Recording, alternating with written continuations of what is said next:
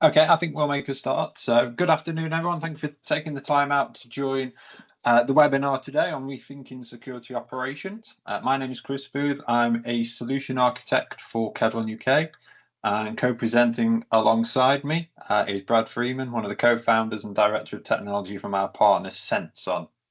If you do have any questions during the session, please feel free to drop them into the Q&A box at the top of the Teams window, wherever that might be on your particular client or app on that side.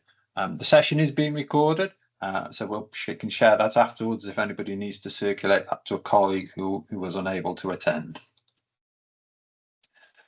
So just to introduce what we're talking about today, we're going to be looking at some of the challenges facing IT security operations and an introduction to Senson and how what we see their revolutionary approach can make the difference.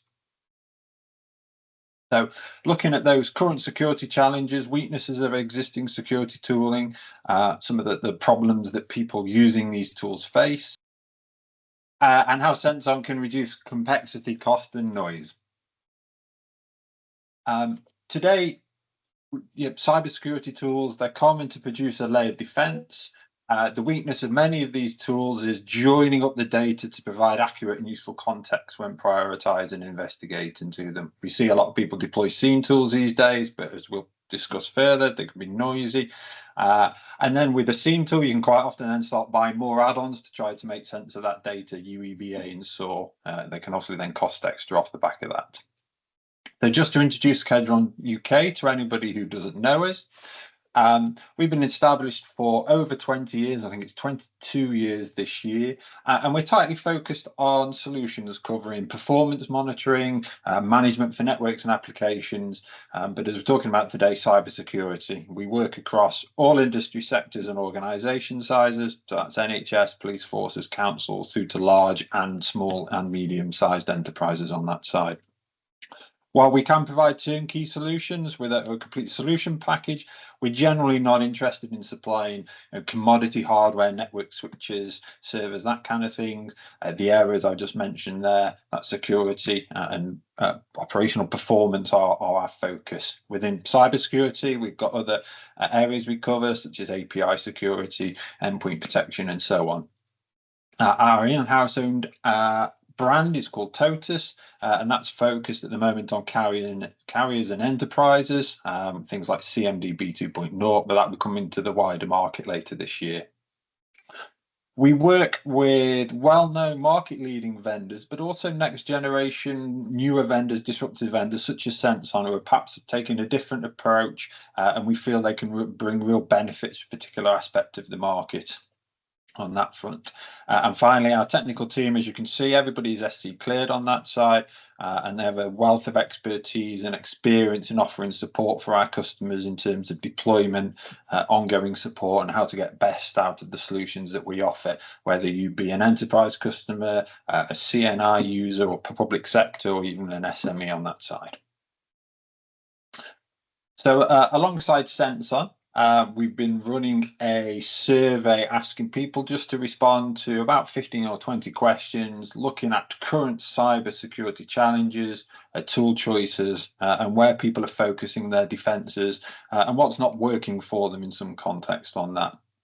After the presentation today, we're just compiling those results, so we'll circulate a copy of those results to everybody who was able to attend. But just to pick out 3 questions, particularly that we asked on that side, hopefully you can read them. But the first one is, what are your organisation's current cybersecurity challenges, with a range of responses?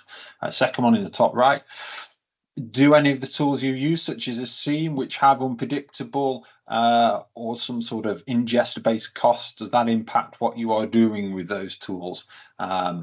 And finally, do the tools that you have provide that unified view across your on-premise, your cloud, network, things like that, remote users? Obviously, there's a lot of aspects to security and defense across a business in this context.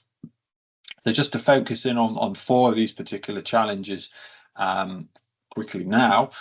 The first one, noise. I think we've probably all seen it in an operational sense over the years, that you get an email alert, perhaps it's a classic, performance monitoring or something like that, and that now extends into security, but you get an email alert, and the minute that you have a rule in Outlook or your mail client that pushes those alerts into a subfolder, well, it's not really working, is it? Perhaps these days, Teams, Slack, your ticketing tools or something like that generate. But are these alerts, are they investigated? Is it appropriate action taken? Is it a false positive that we don't need to worry about? Is it the first signs of somebody has established themselves, an attacker is inside your environment, your network, and we need to do something with it? But is that getting drowned out in the noise because we don't have some of the other challenges kind of fit into that noise aspect of it? So we have too many tools. Adding relevant context to an investigation or an alert takes too much time and effort.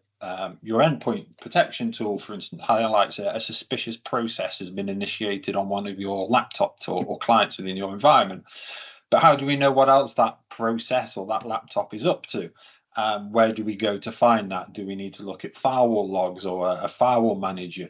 Is that information from the firewall being dumped into a data lake, such as a SIEM? How do I stitch that together and give me that all-important context to know that it's nothing to worry about? This is something that I should be very much worried about on that side. So, yeah, too many tools has an impact on how quickly we can respond and how well we can respond. Resource shortages. I think anybody who's been involved in staff recruitment knows it's probably about as much fun as a trip to the dentist trying to recruit staff. It takes time, lots of effort, usually quite an expensive process on that side. So, and once we've recruited staff, how do we then ensure that we're retaining them? We can get staff that perhaps we can skill up, train, get expertise, but at that point they become very attractive to people that can pay more, further up the food chain on that side. So maintaining, keeping hold of staff is a time-consuming problem. And also, when we've got things like the alerts that we mentioned within the noise, if we're in a small or lean team within an organization, perhaps there's only a handful of people within IT, those people are wearing lots of different hats. They're probably covering business as usual activities, maintaining an application, keeping the lights on in terms of the network, end user support. Probably in the past 6 to 12 months, people have spent a lot of time on things like Windows 10 to Windows 11 upgrades, which has taken a lot of time in terms of upgrading endpoints, replacing endpoints, testing for compatibility with applications. So these people don't necessarily have a dedicated SOC, or these businesses or organizations. So they're spinning a lot of plates, as we say, and need to cover that. So we've not got many people to be sat there looking at these alerts. So the alerts, the noise, too many tools, they all kind of compound each other on that front. And the fourth one, which we've briefly mentioned before from the survey results, is this idea of unpredictable costs. We speak to a lot of organizations that are heavily invested in perhaps the Microsoft technology stack, as an example. They've got Microsoft 365, perhaps they've got E3, E5 licenses, or the academic version. That gets you into the world of things like Microsoft Defender for endpoints, which good solution. If it's rolled into the cost, then yes, why not use it on that side? Next evolution from that then perhaps is to use a tool like Microsoft Sentinel for SIEM and login or something like that. But if that's an ingest based in terms of gigabytes per day solution on that, how do we know what that's going to cost as we add more data sources to this on that side? Perhaps we've got a new cloud service we want to ingest logs from or something like that. Can we afford it? Do we have budget left? What's going to be the total cost once we're fully rolled out? It might be all right early days or something. So unpredictable costs limit what we can perhaps use and get the full value out of the tools on this side. So just to highlight 4 challenges there, but there's a number of other ones that we'll discuss in the survey report as that's circulated later. So hopefully that gets set us up nicely for the next part of the session with Brad, who will now take over the sharing, because I know he's going to show you hopefully a little bit of the interface as part of his presentation. There we are. So over to you, Brad. Thank you. Thanks, Chris. Everything coming through all right? Yeah, that's good with me. Cool. I actually don't mind going to the dentist. It's good. It's always good to get a checkup. I do not mind at all. So for those who don't know me, I'm Brad. I'm one of the founding team at Senson. I've got a technical background, used to run security operations at EE. I used to run the hunt team across BT. So I'll be speaking mostly management, a little bit technical as well. And that's purely because I want to kind of tease back some of the challenges with SIEMs, and I want you to understand some of the kind of more management-y technical bits of why that's difficult and why that kind of is difficult to come together. Right, so today we're going to talk about why SIEMs are failing security teams, talk about some of the challenges of the data growth, how we prioritize what's important, some of those challenges of kind of people skills. They're a bit more nuanced than hiring is hard. There's kind of a lot more to it, and particularly differences of hiring the right skills at the right level. Also kind of can compare the traditional SIEM approach to the intelligence cloud, and all being well, I'll give you a quick, very rapid demo of the platform and talk about some next steps. So data growth is one of the biggest challenges that we have to deal with in security. And that's a huge issue because we're getting and generating more data. So this graph shows the amount of data which is being produced, adopted and consumed globally. So it's all the data in the world, but effectively everyone accepts that we are exponentially increasing the amount of data we have in the world. And that's important because the more data we have, the more security logs, more events, more things that we need to worry about across the industry. And you have to manage that into a SIEM. And that's, as we'll come to, is a problem when you've got an ingestion-based pricing model because you're paying more, and that's also going to exponentially increase. Some of you might remember the days when you're working on one mainframe and you had one computer, then you had a whole bunch of pizza box servers you go install into a rack. I remember those. And then we moved from that to virtual servers. So we had a higher density of computing resources and more logs coming from that. We've also seen as we move from that, we then move towards containerized environments. So we move from virtual servers. Many of us will be using things like Kubernetes, Docker, other containerized environments and platforms out there. And some of us don't even have that anymore. You know, we've gone to full serverless architecture. We're using SaaS across the environment. And each one of these technology changes is generating more and more logs. So what? We're generating a lot more logs and generating more security telemetry than we ever have before. And if you imagine in an environment where you have to engineer a solution, which you often do with a SIEM, because a SIEM is the toolbox for you to do that engineering, that's an issue because it gets more and more data. But the data we have is also getting bigger. So we're getting more events, but each one of those events themselves is getting bigger. syslog, most of you, anyone who's kind of logged into a Linux server will know there's a file called syslog. Syslog is actually a format of sending logs. Syslog is the way, it used to be the de facto method of sending logs across the network. And it was really simple. It used UDP, and UDP basically means you don't need to do a three-way handshake. You can just fire it across the network, not worry about it kind of whether it's received or not. You don't have to do kind of a three-way handshake. But because of that, it was really simple. But because it had that simplicity, there was a maximum size to an IP packet. The maximum size to an IP packet changes depending upon the environment, but generally it's around about 1,500 bytes, give or take. Because of that, because you've got some things like headers, you might have smaller environments, the syslog protocol actually constrained logs to 1 kilobyte or 1,024 bytes. Now, over time, we've generated more logs and the logs have changed. So that used to be the maximum size of a log, and it still is the maximum size of most logs in Linux that you see today. But today, the Windows event log, which is almost overtaken as the kind of de facto logging method with event IDs and things like that, the maximum size of that is 32 kilobytes. So the Windows logs can be 32 times the size of what we were dealing with in those Linux logs going back a few years. But it doesn't stop there. You get your log and you're going to put it into a SIEM. You now need to kind of go through a process of normalization. It's a big word, normalization, but it's quite simple. Basically, a log is an unstructured string and you need to apply context to that. So what you're going to do is you're going to be like, right, this is the timestamp when the event occurred. So I need to extract that from the raw event and be like, this is the timestamp. Maybe this is the source IP address. You need to kind of write some pretty horrific regular expression, extract the source IP address. So you're going to do this for all of the fields. So often that's going to get bigger. Normally that will probably double in size because you're extracting the key events. Then you're going to go through a process called enrichment. So enrichment is, let's say you've got an IP address. Now I've got the IP address. I want to go check on a threat intelligence list. Is this on a threat intelligence list? Yes or no? Maybe I want to check the country. Maybe I want to be like, I want to be able to search for all network connections that come from Iran or Russia, something like that. Very common kind of basic security use cases. So you generate more and more data for each one of those. And the so what of that is that log file is going to generate and get potentially double or triple the size as what we most commonly see from that raw log size. So don't just measure your raw log size. So we're generating more logs and they're getting bigger. And this is a big problem. This is a big problem because SIEM vendors out there, they want to get into a business, maybe start for free, and then they want to kind of get you buying more and more over time. And as we're getting more logs and they're getting bigger, when you're on a consumption pricing model, this is really, really difficult to manage. So they start you off for free. They're a bit like a drug dealer, right? And your first hit's for free.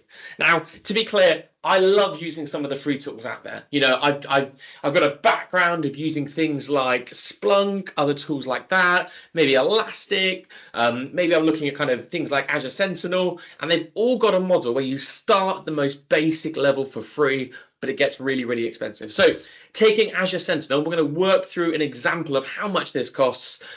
Sentinel will give you Azure Order Activity, Office 365 logs, alerts from Defender, and a massive bonus of 5 megs per day for E5 user, for each E5 user. 5 megs is not very, very much. And 5 megs per E5 user, you will rapidly consume, and we'll go through that now.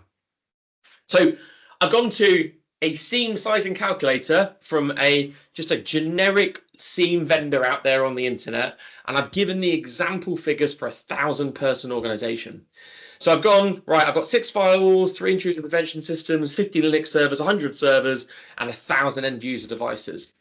It calculated that for this 1,000-person organization, if you logged it all, you generate 189 gigs a day. Now, 189 gigs a day is 5.7 terabytes a month. That's 89 terabytes of data per year, which is bonkers. Now, I'm going to take that figure and I can look at going, let's call it 200 gigs for the sake of simplicity, because when you spend 200 gigs a day, you get a discount at Microsoft because you're spending so much money, they're going to give you a discount on the per gig cost. Based upon 189 gigs a day, call it 200 gigs a day. As of last week, the price of that was £479 pence a day. That's 182 grand a year in just the cost of getting it in there. Now, there's 2 approaches you can do to kind of reduce this. Let's say, firstly, log less. We'll come on to that in a minute.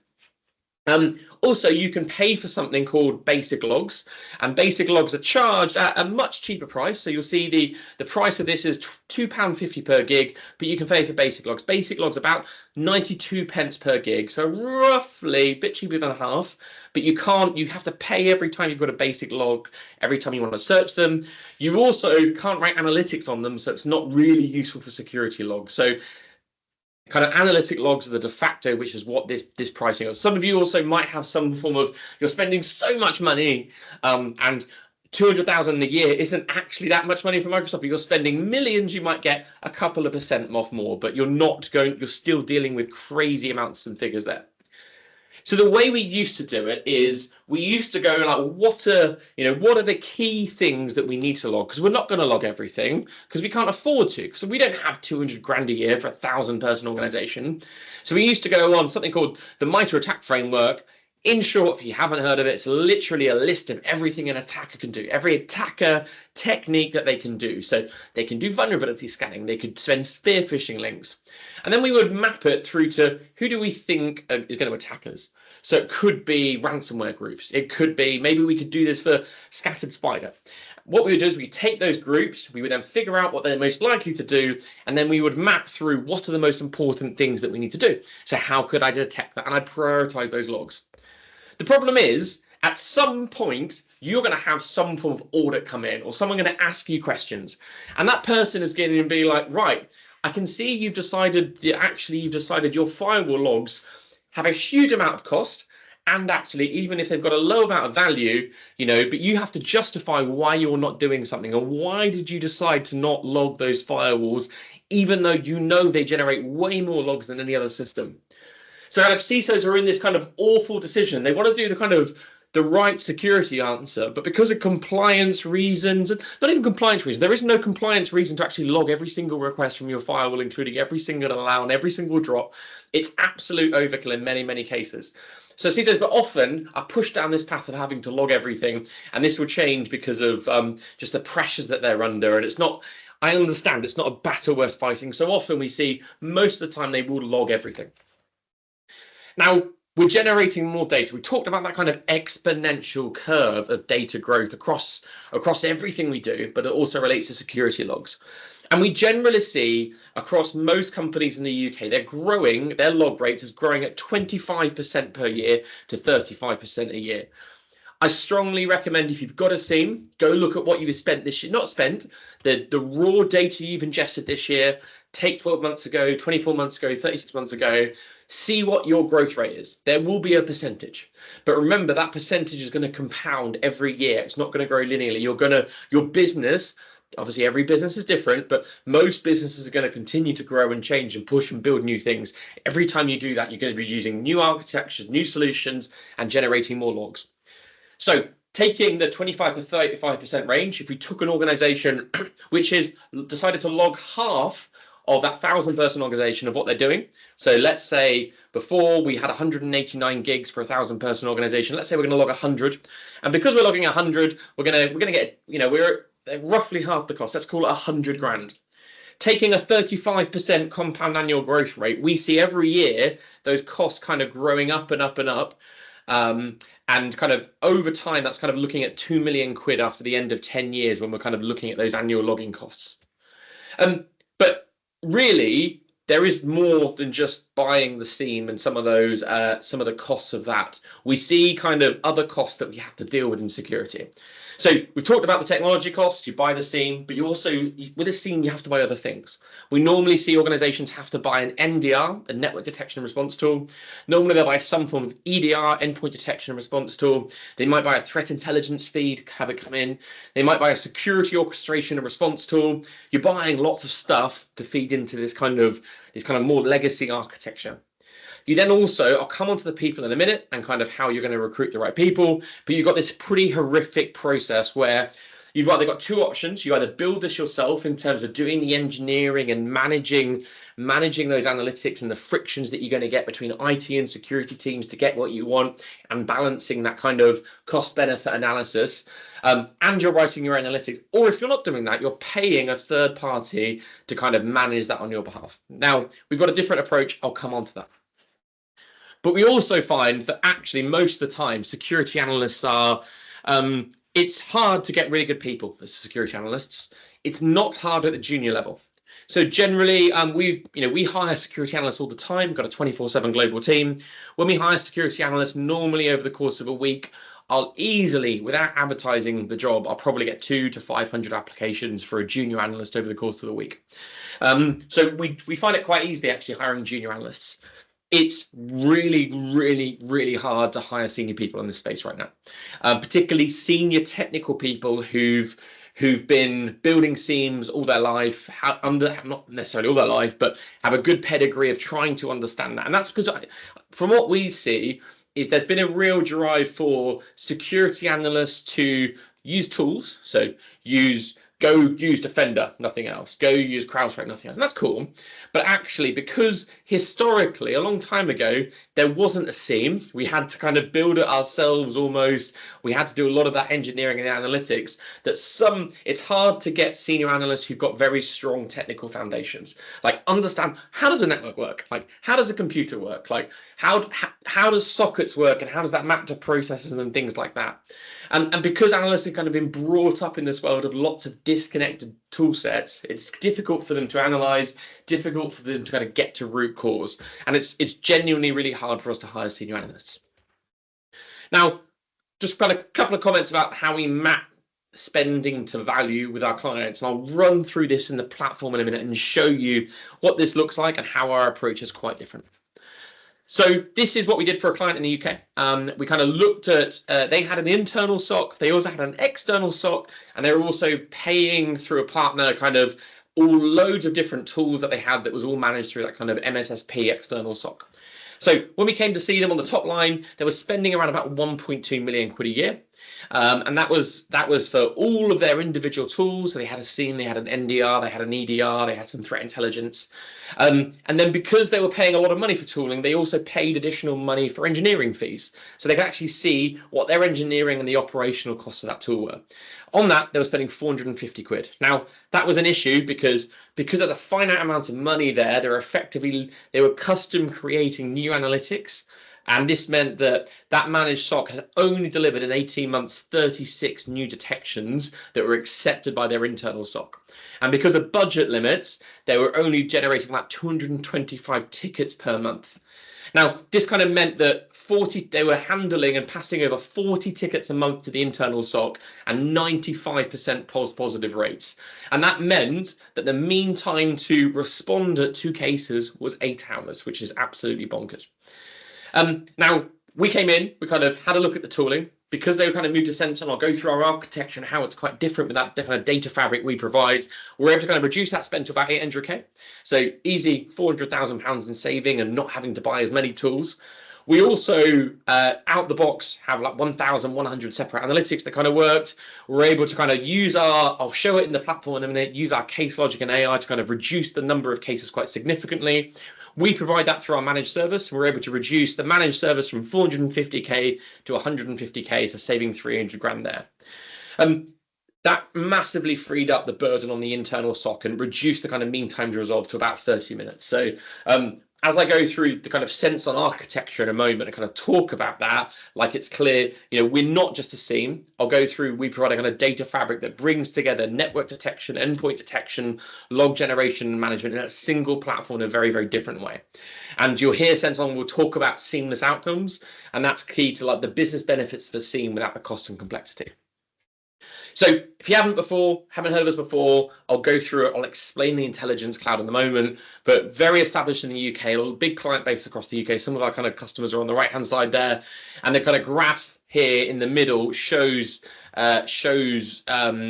kind of this is from an organization with 5,000 endpoints. On 5,000 endpoints, we're analyzing 26 billion events per month. Every single one of them is accessible. We alerted them, but we didn't alert them to. We highlighted 37,000 things that we thought was unusual and risky. And as I'll show you in that, we kind of highlighted 66 cases that were important for that customer through our prioritization system. So the way we do that is most systems and most environments out there are built on a platform where if you have a SIEM, you fire these unstructured logs, you apply the structure and you apply the analytics and the engineering to that. And that's difficult, painful, kind of real hard to kind of get to the value you want without significant engineering. And people don't really factor in that engineering cost when it comes to it. So we have a single data fabric. That data fabric will get data from 3 key places. I'll go through them now. The first way is going to be through integration. So probably everyone on the call is using some form of Microsoft somewhere. So we'll hook into things like Entra ID, Microsoft 365, Microsoft Defender for Endpoint. We'll hook into all of your Microsoft logs and pull them into the platform, and you'll set this up as like a really super quick integration. This is important because most attacks we're seeing this year will attack your identity. So it will attack things like try and go after, credential stuffing on your like Microsoft cloud logins. And we see that all the time. We also see them kind of going after things like, particularly with Scattered Spider, going after things like help desk, get the credentials, and then being able to move into the environment and move across that through identity. So being able to respond and understand the identity is really, really important. You'll see here as well, we will pretty much integrate with pretty much any other EDR that you've got. So optionally, we can hook into things like Defender for CrowdStrike. And there's 2 reasons for that. If you bought Defender, it's probably because you've got an E5 license and it's a great product. Why wouldn't you? So you can continue to use that and we'll integrate with that. And some people love CrowdStrike, and that's fine. We'll work alongside those tools and other EDRs. We can optionally also provide the ability to provide the EDR should it be needed and the antivirus if it's needed. But I'd say it's 50-50 on our customers because plenty of them are going to be using CrowdStrike and Defender for Endpoint. The next thing we're going to do is we're going to deploy a piece of software from something called the Universal Sensor. This runs on every system, Windows, Linux, macOS. Now this does some absolutely wicked stuff. Now what this will do is it will generate network telemetry on the endpoint, no matter where it is on every physical and virtual interface. This is important because on a normal network, you want to see things like the first logs you're probably going to go for if you're trying to deploy a SIEM would be DNS. You don't need to worry about going what DNS server you've got or where it is, because we are seeing the DNS traffic on every single device by analyzing the network telemetry. I don't need to worry about your authentication flows. We've got the cloud integration flows and like integrations, things like Okta and Enter ID and Ping Identity, but we can see the Kerberos traffic and the NTLM traffic and the authentication traffic to and from every single device. We don't need to worry about what proxy you're using, or even if you've got one, because we can still see the network telemetry of all the web traffic to and from every single device. So by understanding the network telemetry, it uniquely removes a lot of the need that you'd want to do from various different log sources. Now, what we can also do, and I think, please correct me if I'm wrong, we're the only provider who does the full deep packet inspection for every single flow, and then we uniquely map that back to the process that ran it, the identity and the permissions. So it allows you to map together network telemetry to your endpoint in a way you can't do on other platforms. I'll give you an example. A traditional NDR might be like, this is a connection to a dodgy IP address. So what, we can actually be like, that came from this process. This is the parent process that came from PowerShell. This is the permissions that they had, and it gives you a lot more context. And context is really important because it's getting so much harder to understand network traffic because we're seeing more and more encrypted stuff. It's still possible with TLS 1.3, but it's getting so hard, and trying to break encryption, I believe, is a bit of a fool's errand. So we've got a very different approach by understanding things like the source process. Now, also on the endpoint, we're pulling in a wide number of different logs. So the kind of things that you'd want to do into your SIEM. So who's logged in, what drivers are installed, is BitLocker enabled, all that kind of key stuff. So on this box, we've got 162 endpoints, 1.2 billion endpoint events, 14.5 billion network events, 1.3 million cloud events. So we've generated 15.8 billion events for 162 devices in 28 days. Now, if you try to send 16 billion licenses to something like Azure Sentinel, as we're going through in the previous processing, you are bankrupting the organization levels of data. And we do our licensing in a very, very different way. This kind of universal data fabric, we license on a per endpoint basis. So you get kind of consistency of pricing. You know what you're going to pay for. You don't have this variation in billing. The only time we do variations in billing is if you did need us to ingest other logs. We can also take in other logs. Normally those are for things like application logs, but the core kind of data fabric we have from our universal sensitive with the majority of the kind of logs that you need. And then finally, we still have traditional network probes should you have kind of a legacy environment or an OT environment. I'm going to run out of time, so I'm just going to kind of highlight a couple of other things, but we're going to analyze all of this raw telemetry. It's a ridiculous amount of telemetry. You can access every single one of those pieces of telemetry in the product. There's kind of a couple of ways you can do that. We give you straight up SQL that you can run over the platform. That SQL is quite literally, is straight up SQL. We've not tried to recreate the real with KQL or Lucene query syntax. You can access every single thing, or your analyst can if they need to, like you wouldn't do in a SIEM. We also allow you to run visualizations of all of the telemetry. So you can build visualizations on a large language model. We've got one LLM which is accessing the data, so you can ask it. You can create alerts for all of the data and kind of explore all of you needed. I forgot to mention, I've jumped ahead a little bit, but just really importantly, we analyze every single observation, and rather than just showing you and alerting you to each observation individually, like you might have seen in the past, like this user's done this, this user's done this, this user's done this. The key part of the platform is we sequence all of these individual observations together.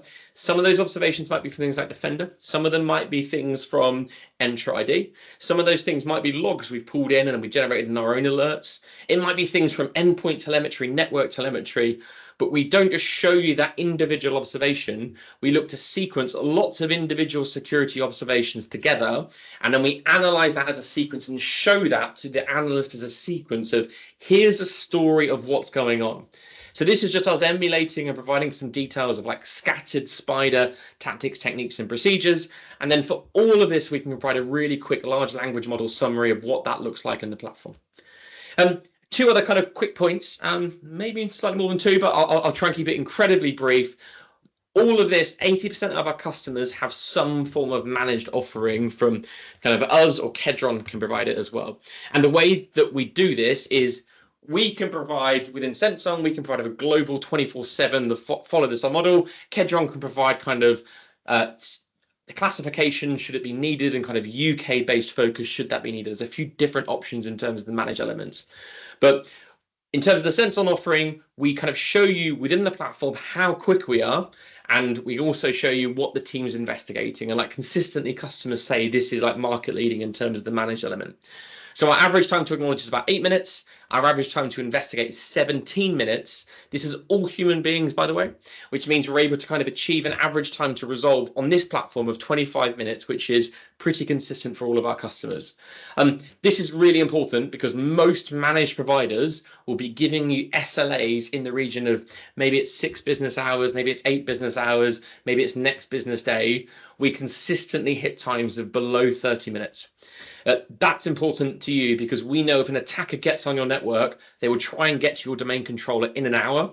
And if you're responding longer than an hour, you're already, when they're on the DC, in the realms of having to rebuild everything. So you're almost like the value of doing that investigation drops down quite significantly if you can't get on it in at least half the time, which is what our internal aim is. And for every single one of those cases, you can go through, you can explore a write-up that's done by the SOC. And we strongly recommend, if you did want to assess Senson, the way you assess Senson is you get it into your network, you deploy it onto 100 systems. We step back entirely, Kedron and I step back, and we'll speak to you in a week. Maybe we'll speak to you in 2 weeks, but you experience the business as usual life of being a customer and that kind of managed element, the real things that's finding, and the real kind of investigations that the 24/7 SOC are working on. So you can see what the team are working on at 3 a.m. And that's the POV process. Get it in, deploy it rapidly, set up the integrations in an afternoon. And we've deployed 3 customers today who is trialing brand new POVs to show you kind of how many we're doing on these. And then that evaluation would normally last about a month, and we'll check in every week, just showing you the things the platform has found and what the kind of managed element and what the service has found. And just final point in terms of the remediation. The remediation, we offer kind of optionally full remediation within the platform. We can do full remediation for things like if we see attacks in cloud sources. I mentioned earlier that most of the attacks we're seeing will have an element of the attack going on in cloud sources now. We can do full containment in the cloud. We can disable accounts. We can revoke compromised MFA tokens, log out existing sessions. And with permission, we can also do full remediation in the platform. So, and by that, I mean, we've still got the anti-malware component. We can disinfect files. We can kill malicious processes.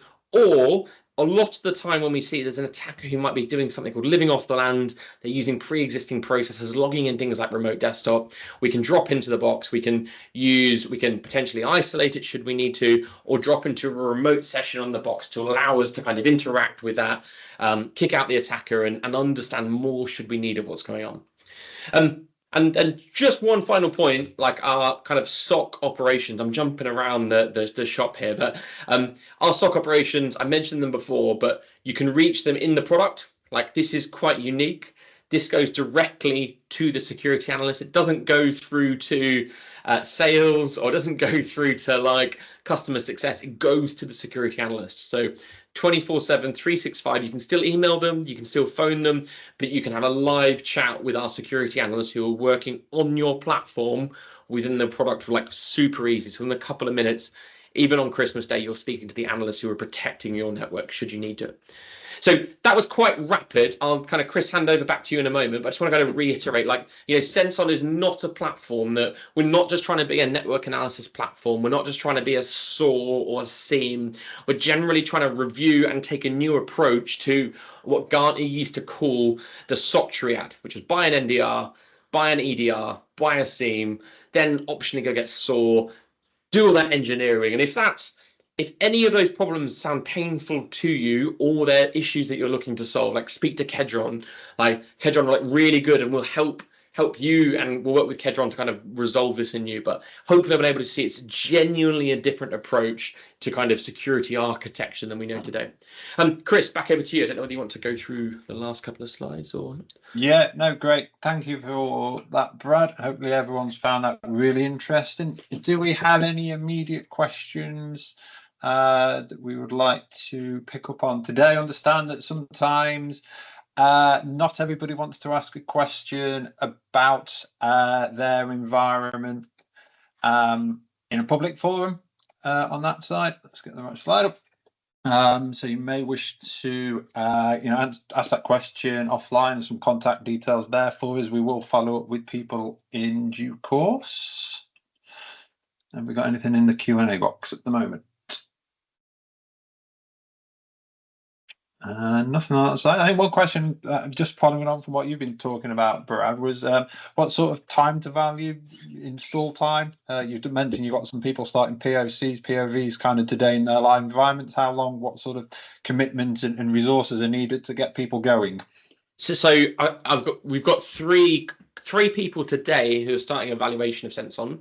Each one of them, that kickoff, it's a 30-minute session in the diary. In advance of that, we build the system. It's delivered as SaaS in any country that you need. Normally, that would obviously be in the UK. So we'll build that in the UK. They can, at the beginning of the session, we'll log into it, make sure everyone's got access, add new people to it.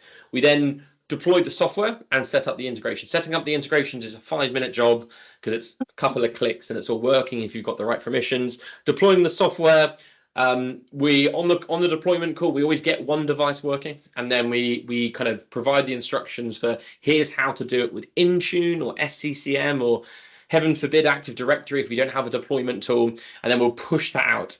Ideally, in a proof of value, we want to hit 100 devices because then you can really see it in business as usual. And then the effort required after creating that deployment script is we'll check in every week over the course of a month for 1 hour, and we're just going to talk you through the platform, talk you through the things that it's seeing.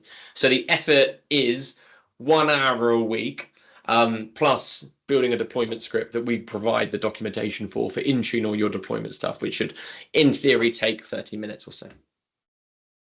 Okay, great. So people can get onboarded, start seeing time to value very quickly. It's getting away from that model of SIEMs and having to commit lots of hours to, these days, remote sessions, looking at log normalization rules and all that kind of fun and games of where we're going for the data, how do we get the data in from DNS and firewalls and this particular flavor and that particular flavor. Yeah, massively. Like when you compare it to a traditional SIEM, like the effort of a traditional SIEM is super high. And because we've got this kind of universal data fabric across every single system, that's why we're able to, like, normally you wouldn't be able to do an effective proof of value on a SIEM. Most proof of values with the traditional SIEM involve installing it, getting one device on there. You don't really see what it's like to be a business as usual user of that platform.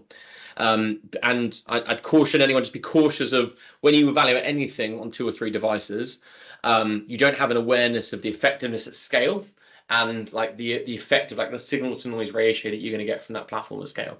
And that's why we really, in any proof of value, try and get to at least 100 devices. The more the merrier. And then at 100 devices, you start to experience what it's like to be like a normal, the kind of standard value you're going to get from the platform. Great. Thanks, Pat. No questions so far. As I say, we'll follow up with people in due course. So if you've got specific things around your environment that you also don't want to raise in a public forum, that's fine. So just some key takeaways to wrap up today. As we talked around before, alerts, noise, this whole problem, overwhelming. Who is actually looking at them? I guess you could say an alert is not alert if nobody's looking at them and there's no action off the back of that. Clarity. One of the questions we asked in our survey was, is there a concern that AI is becoming overhyped within the IT industry? And 66% of our respondents agreed on that. And it is something that we're very conscious of this, and we're looking at new vendors. But when you start to see actually, a well-defined AI application such as Sense-On's with its AI triangulation, and it is mining this massive amount of data it can pull together, that can make, or does make, life easier and deliver that clarity that is much needed in the security threat. We saw the numbers Brad talked around there in terms of, data points into incidents, into things that actually need looking at. So that clarity is achievable. Yeah, Chris, AI. just on that, like, I think right now every vendor in the world is slapping AI all over their products, and there's a number of reasons for that. I think so. We've just renamed our engineering department kind of engineering and AI. And I think, if we look back to technology teams, many of us on this call will be, we're really technologists as well as security people. We look at what happened to DevOps. So DevOps was like a whole, I've heard it described to me that, DevOps isn't a technology, but DevOps is kind of a way of working. And actually we saw technology teams kind of move towards become like developers or engineering and DevOps or developers and DevOps. And I think with AI, we've just internally we've kind of renamed our team kind of engineering and AI. That's because we try and genuinely have AI in everything we do within our business, and we're not trying to kind of have it to the end of the process. We're trying to build a platform from the ground up where we're considering we've got all of this great data. How can we get the best data to get the best outcomes? So it's it's very difficult as a buyer in this space as well, because of just keeping track of what's your business outcome that you're trying to do, rather than necessarily looking for an AI product. Just really focus on that business outcome, and the automations kind of will follow that. Sorry, Chris, for interrupting there. No, don't worry. No, that's great. As I say, I think there's a cynicism at times around the AI in marketing teams, and I mean, I was looking. We had to replace our dishwasher in the kitchen the other day, and I'm sure one model I looked at, there was AI in the dishwasher, and I'm thinking, yeah, okay, I'm not probably going to buy into that one, to be honest. I'm crossing that one off. So, yeah, that clarity on it. And finally, accessible, even small teams and small organizations, as mentioned right at the start, they're wearing multiple hats. Your requirements are perhaps even more demanding than that of a large enterprise. So Senson's a great fit in even the smaller end of the market, perhaps, where, as Brad mentioned, there's a range of managed and co-managed services to help keep you safe. Perhaps you need to elevate. You're thinking around, well, who's looking at these things if they're happening at 5 a.m. on a Sunday morning when we're all hopefully tucked up in bed? On that side, Senson's got a solution there that can scale to most size of organizations on that side. So at that point, I'd like to thank everyone for joining today. I hope the session's been educational, informative. Brad's obviously rattled through some stuff there really quickly. If you do want a more in-depth demonstration, talk about how that might fit into your environment, what specifically in terms of your technology, your challenges on that side, we'd be more than happy to set that up. So thank you to Brad for his presentation and his time today, and the support of the rest of the Senson team. My colleague Kirsty, who's organised the session. If you've got immediate questions, please reach out to us, but we'll contact you in due course with things like the survey report and the link to the webinar on that front. But at that point, we'll close the session. I wish everybody a good afternoon, and hopefully we'll get to speak to you soon. Thank you. Cool. Thank you very much, everyone. Cheers. Bye.